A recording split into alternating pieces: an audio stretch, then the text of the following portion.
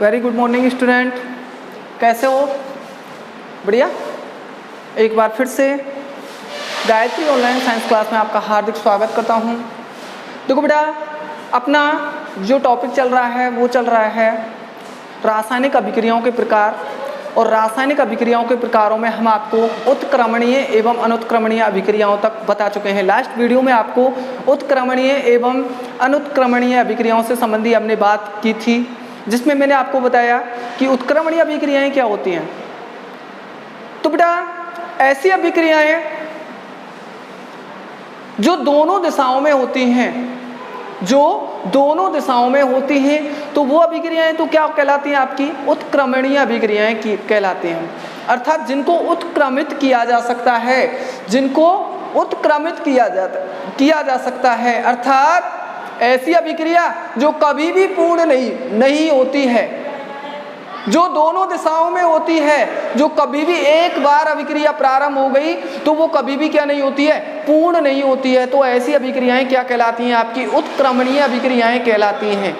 इसमें नए पदार्थ का निर्माण नहीं होता है, जबकि अनुत्क्रमणीय अभिक्रियाएं जो होती हैं ये एक ही दिशा में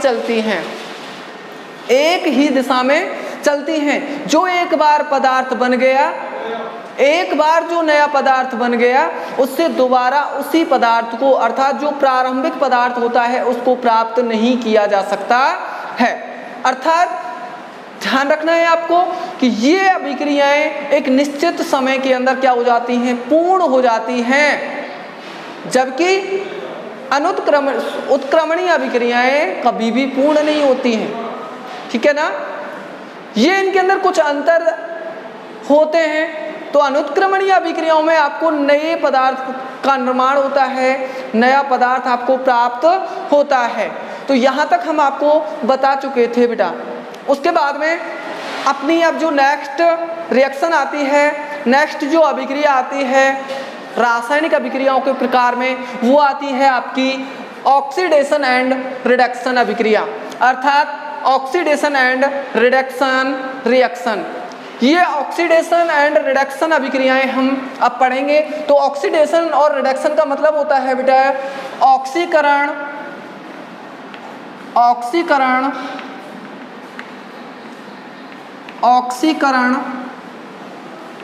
एवं अपचयन। ऑक्सीकरण एवं अपचयन अभिक्रियाएं। ऑक्सीकरण एवं अपचयन अभिक्रियाएं। देखो बेटा, ऑक्सीकरण अभिक्रिया को एक अन्य नाम से भी जानते हैं, इसे हम उपचयन अभिक्रिया भी कहते हैं। उपचयन अभिक्रिया के नाम से भी जानते हैं। ये उपचयन अभिक्रिया जो होती है, कभी कभी आपसे इस नाम से पूछ लिया जाता है कि उपचयन एवं अपचयन में अंतर बताइए, या उपचयन तथा अपचयन अभिक्रियाओं को परिभाषित कीजिए, आपसे ये पूछ लेता है। तो ध्यान रखना है आपको, ऑक्सीकरण अभिक्रिया को ही हम क्या कहते हैं? उपचयन अभिक्रिया कहते हैं, उपचयन अभिक्रिया के नाम से जानते हैं। तो बेटा, अब ये ऑक्सीकरण और अपचयन अभिक्रियाएं क्या होती हैं, तो उसको समझने के लिए मैं आपको बताता हूं। इधर देखो, ऑक्सीकरण और अपचयन आपको ध्यान रखना है बिल्कुल। ऑक्सीकरण एवं अपचयन अभिक्रियाएं ये एक दूसरे के बिल्कुल क्या होती हैं? विपरीत होती हैं। एक दूसरे की क्या होती हैं? बिल्कुल विपरीत होती हैं। ऑक्सीडेशन और रिडक्शन अभिक्रियाओं में केवल दो चीजों का उपयोग किया जाता है, एक तो ऑक्सीजन होता है और एक होता है हाइड्रोजन। दो तत्व केवल ऑक्सीडेशन और रिडक्शन अभिक्रियाओं में क्या होते हैं? भाग लेते हैं। मुख्य रूप से दो तत्व इनके अंदर भाग लेते हैं। देखो कौन कौन से होते हैं? देखो, नाम से मालूम हो रहा है, ऑक्सी एक तो होता है आपका ऑक्सीजन, एक तो कौन सा होता है? ऑक्सीजन होता है, और दूसरा अपचयन के अंदर क्या होता है? हाइड्रोजन होता है। तो ये दो तत्व जो होते हैं, ऑक्सीकरण में तो आपको मालूम हो जाना चाहिए, ऑक्सीजन, इस शब्द से ही आपको मालूम हो रहा है कि ऑक्सीजन, ऑक्सीकरण अर्थात ऑक्सी मतलब ऑक्सीजन, और अपचयन के अंदर क्या होता है, हाइड्रोजन। अब आपको ध्यान रखना है बेटा, ऑक्सीजन पर कैसा तत्व होता है, ये धनावेश होता है या ऋणावेश होता है, ये ऋणावेशित होता है। ऑक्सीजन कैसा होता है, ऋणावेशित होता है। अधातु है ना, तो जितने भी अधातु होते हैं वो क्या होते हैं, ऋणावेशित होते हैं। इसकी संयोजकता -2 होती है ना, तो आपको -2 से कोई मतलब नहीं है, केवल आपको बताना है कि ये क्या होता है, माइनस में होता है। ऑक्सीजन, इसके ऊपर चार्ज कौन सा होता है, नेगेटिव होता है ना, और जबकि हाइड्रोजन पर चार्ज कौन सा होता है, पॉजिटिव होता है। तो बेटा आपको बिल्कुल आसानी से समझ में आ जाएगा, बिल्कुल सरलीकरण करके मैं इनको बता रहा हूं आपको। ऑक्सीडेशन एंड रिडक्शन के अंदर आप जो मैं बताने जा रहा हूं, इसके द्वारा आप आसानी से उनको परिभाषा लिख सकते हो, परिभाषित कर सकते हो, और आसानी के साथ में ही आप उनके अंदर अंतर बता सकते हो, केवल इस चीज से, इन दो शब्दों से। देखो बेटा, इसका तो आपको कर देना है, इन दोनों का तो क्या करना है, आपको संयोग करना है। क्या करना है, संयोग। इसका भी आपने संयोग किया, इसका भी आपने क्या कर दिया, संयोग किया। अब इसका वज्र गुणा करते हैं हम, इसको तो यहां पर लेके आ जाओ ऑक्सीकरण में, इसको कहां पे लेके गए, यहां पर लेके गए अपचयन में। तो उसके बाद बेटा यहां पर इन दोनों का क्या कर दिया आपने, संयोग किया। अब इन दोनों की क्या कर दो, कमी कर दो, दोनों की क्या कर दो, कमी कर दो। तो ये आपको ध्यान रखना है केवल, और यदि ये आपको ध्यान है तो आसानी के साथ में आप इसकी दोनों ऑक्सीडेशन एंड रिडक्शन की दोनों की आप परिभाषा निकाल सकते हो, और दोनों में आसानी के साथ में आप क्या कर सकते हो, अंतर ज्ञात कर सकते हो। देखो बेटा, हम बात करेंगे पहले, सबसे पहले ऑक्सीकरण अभिक्रिया से संबंधित। तो ऑक्सीकरण अभिक्रिया की डेफिनेशन हम लिखेंगे कि ऑक्सीकरण अभिक्रिया कहते किसे हैं। आपको ध्यान रखना है केवल, अब ऑक्सीकरण वाले पार्ट को देखना है, केवल हम इसको, इस वाले को देखना है, क्या क्या होता है इसके अंदर, और अपचयन के अंदर क्या क्या होता है, ये आपको देखना है केवल बेटा। तो सबसे पहले हम बात कर रहे हैं आपसे किस अभिक्रिया की, ऑक्सीकरण अभिक्रिया की। तो देखो बेटा, ऑक्सीकरण या इसी को हम क्या, किस नाम से जानते हैं, उपचयन, उपचयन अभिक्रिया भी कहते हैं। तो ये उपचयन या ऑक्सीकरण अभिक्रिया क्या होती है, देखो आसानी के साथ में आप परिभाषा निकालेंगे। देखो यहां पर आ जाओ,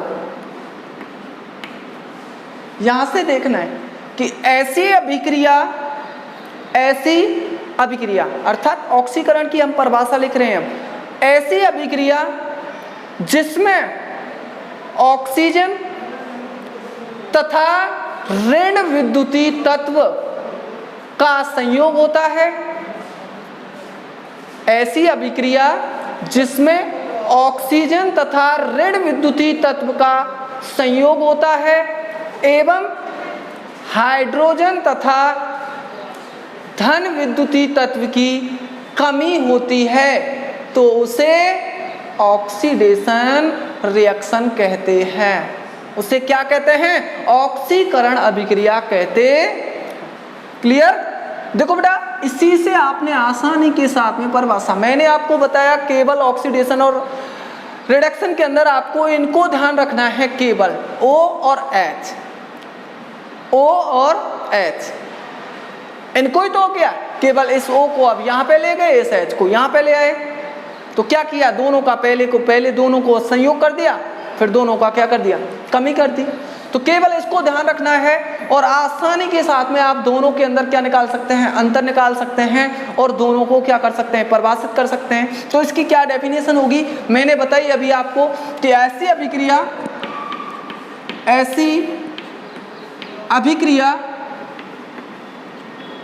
जिसमें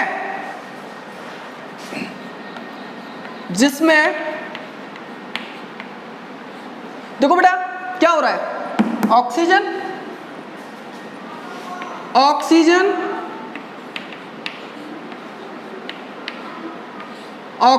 तथा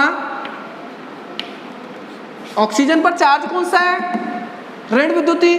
तो ऑक्सीजन तथा ऋण विद्युतीय तत्व की का क्या होगा, संयोग। क्या होगा बेटा, संयोग होता है तथा हाइड्रोजन एवं धन विद्युतीय तत्व की क्या होगी, कमी होगी, तथा हाइड्रोजन एवं धन विद्युतीय तत्व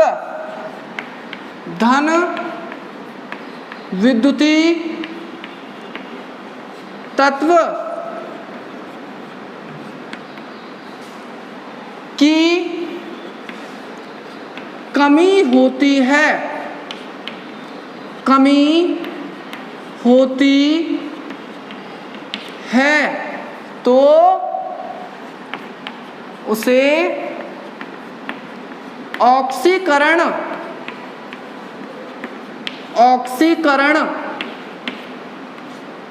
या उपचयन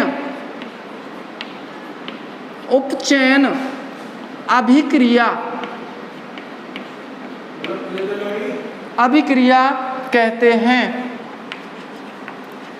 चले जाओ तुम, 20-25 मिनट लगेंगे। कहते हैं ऑक्सीकरण या उपचयन अभिक्रिया कहते हैं। तो बेटा आसानी के साथ में आपने ऑक्सीडेशन की परिभाषा निकाली। केवल हमारे को क्या ध्यान रखना है कि ऑक्सीजन और ऑक्सीजन के ऊपर चार्ज कौन सा होता है, नेगेटिव होता है। इसका क्या करना है, संयोग करना है। इधर क्या करना है, हाइड्रोजन और धन विद्युतीय तत्व का क्या करना है, संयोग करना है बेटा। और फिर इसका क्या कर देना, उल्टा कर देना है। हाइड्रोजन को इधर लेके आ जाओ, ऑक्सीजन को इधर लेके आ जाओ, तो दोनों के अंदर आसानी से आप क्या कर निकाल सकते हैं, परिभाषा। मैं मानता हूं कि अब इसी से आप आसानी से अपचयन की परिभाषा निकाल लोगे। केवल यही मालूम होना चाहिए था आपको। अब आसानी से उसकी परिभाषा निकाल सकते हो अपचयन अभिक्रिया की, ठीक है ना। देखो बेटा जैसे हम समझते हैं, जैसे हम बात करते हैं, एक एग्जांपल देखते हैं कि ऐसी अभिक्रिया जिसमें ऑक्सीजन तथा ऋण विद्युतीय तत्व। तो सबसे पहले हम बात करते हैं ऑक्सीजन से संबंधी। ऑक्सीजन का क्या होता है, संयोग होता है। जैसे C+O2, तो क्या बनेगा बेटा, CO2। तो यहां पर ये ऑक्सीजन है और ऑक्सीजन ये किससे जुड़ी है, C से जुड़ी है। तो C के साथ में ऑक्सीजन जुड़ रही है ना, तो ऑक्सीजन का क्या हो रहा है, यहाँ पर संयोग हो रहा है। तो जिसमें ऑक्सीजन का क्या होता है, संयोग होता है, तो वो अभिक्रिया कौन सी होती है आपकी, कौन सी अभिक्रिया होगी बेटा, कौन सी अभिक्रिया होगी, ऑक्सीडेशन अभिक्रिया होगी। और देखें, देखो Mg+O2, देखो बेटा Mg+O2 क्या बन जाएगा, 2MgO। यहां पर ये ऑक्सीजन किससे जुड़ गई, Mg के साथ में जुड़ गई। Mg कितने हो गए, 2। यहाँ पर 2 हो गए, तो यहाँ भी क्या कर दिया, 2 कर दिया, संतुलित हो गया। 2 ही ऑक्सीजन है, उधर भी 2 ऑक्सीजन है। तो यहाँ पर ऑक्सीजन का क्या हो रहा है, संयोग हो रहा है। किससे जुड़ी है, Mg के साथ में जुड़ी हुई है। और भी यदि देखना चाहे तो देखो S+O2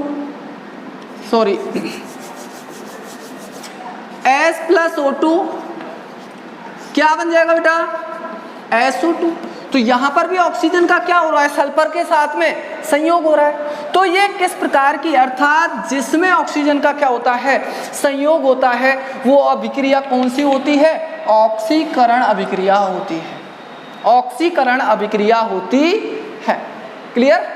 दूसरी बात कह रहा है ऋण विद्युतीय तत्व। अब हम बात करें ऋण विद्युतीय तत्व की। देखो ऋण विद्युतीय तत्व की हम बात करें तो ऋण विद्युतीय तत्व का क्या होता है, इसमें संयोग होता है।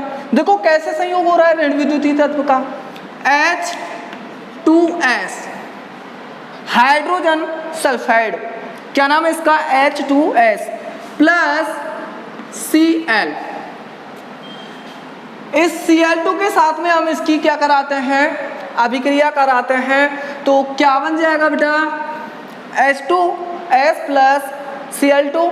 इसके साथ में ये क्या है आपका Cl2, क्या चीज है बेटा, क्लोरीन गैस है, ऋण विद्युतीय तत्व ही तो है। तो इस ऋण विद्युतीय तत्व का इसके साथ में क्या हो जाएगा, संयोग हो जाएगा। क्या बन जाएगा, 2HCl प्लस H2। क्या बन जाएगा, 2HCl प्लस S। क्या बन गया, 2HCl प्लस S। क्लियर बेटा। यहाँ से S क्या हो गया, अलग हो गया, और यहाँ पर ये ऋण विद्युतीय तत्व क्लोरीन किसके साथ जुड़ गया, हाइड्रोजन के साथ जुड़ गया। तो यहाँ पर ऋण विद्युतीय तत्व का क्या हो रहा है, संयोग हो रहा है।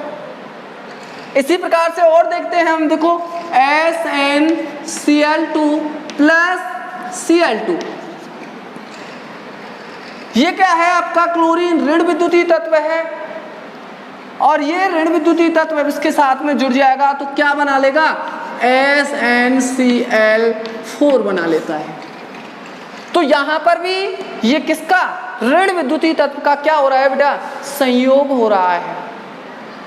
तो मैंने अभी बताया आपको, ऐसी अभिक्रिया जिसमें ऑक्सीजन तथा ऋण विद्युतीय तत्व का क्या होता है, संयोग होता है, एवं हाइड्रोजन तथा धन विद्युतीय तत्व की क्या होती है, कमी होती है। तो वो आपकी अभिक्रिया कौन सी होती है बेटा, ऑक्सीडेशन अभिक्रिया होती है, ऑक्सीकरण अभिक्रिया होती है। क्लियर।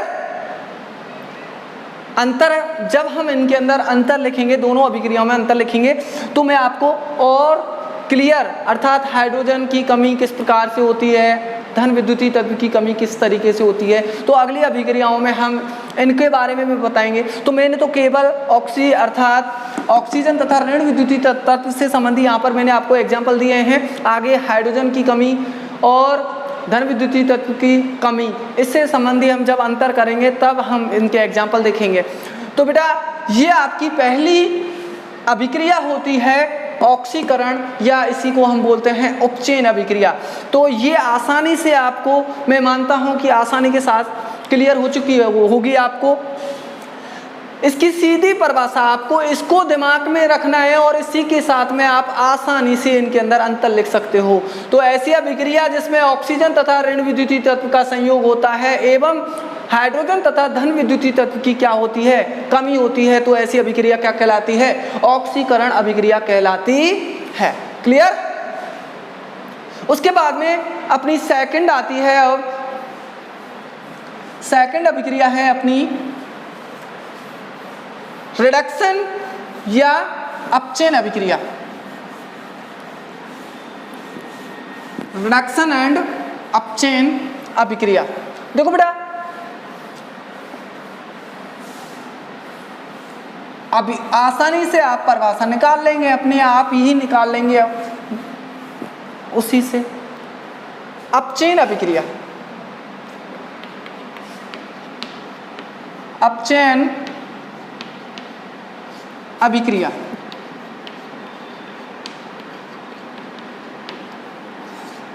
तो क्या होगी इसकी, अभी निकाली उसी तरीके से आप परिभाषा निकालो। ऐसी अभिक्रिया जिसमें हाइड्रोजन तथा धन विद्युतीय तत्व का क्या होता है, संयोग होता है, एवं ऑक्सीजन तथा ऋण विद्युतीय तत्व की क्या होगी, कमी होगी। तो ऐसी अभिक्रिया क्या कहलाती है बेटा, आपकी अपचयन अभिक्रिया कहलाती है।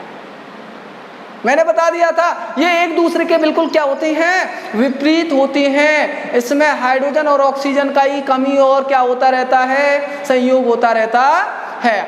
ठीक है। तो बेटा अपचयन अभिक्रिया क्या होती है, इसकी क्या डेफिनेशन होगी? तो देखो ऐसी अभिक्रिया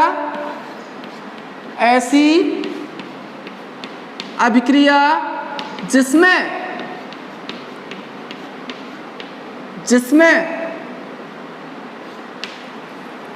हाइड्रोजन तथा धन विद्युतीय तत्व का हाइड्रोजन एवं धन विद्युतीय तत्व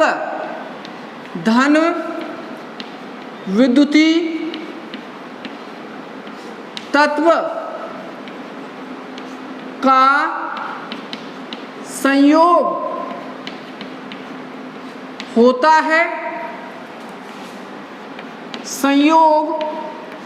है तथा ऑक्सीजन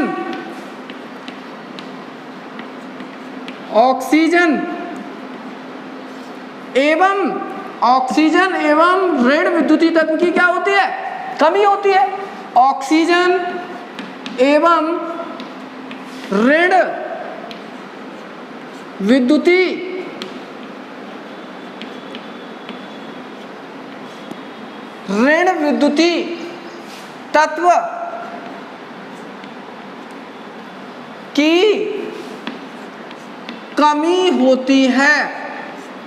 कमी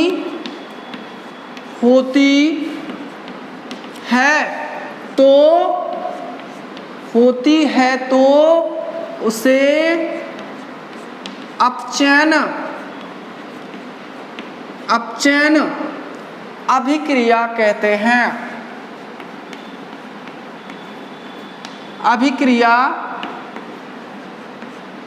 कहते हैं।